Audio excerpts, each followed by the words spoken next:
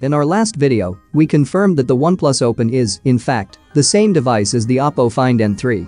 So, what you see in this Oppo Find N3 video will also give you a pretty good idea of what to expect when the OnePlus Open hits the market.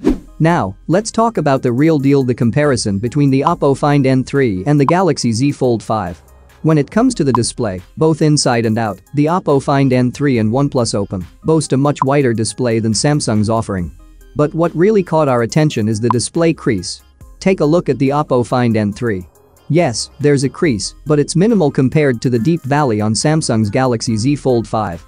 It might look a little rough in certain lighting, but here's the thing, this level of crease has historically been almost invisible when the screen is on. And that's a game changer. This is OnePlus's first foldable device, and OnePlus is paying extra attention to this crucial area.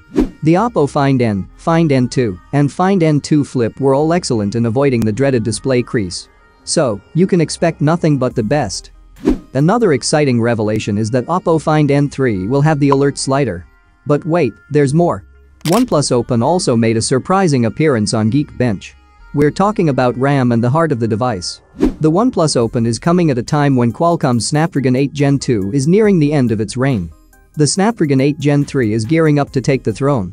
The Geekbench listing reveals that the OnePlus Open, known internationally as the Oppo Find N3, will be equipped with the Snapdragon 8 Gen 2. And the standard variant is clocked at a blazing 3.19 GHz. Surprisingly, it's even falling behind the Pixel 8 series, despite packing a whopping 16 GB of RAM. It seems like the OnePlus Open, running Android 13. The OnePlus Open, or Oppo Find N3, is shaping up to be a real powerhouse. It might not have topped the charts in benchmarks, but its design and potential software enhancements are keeping us on the edge of our seats.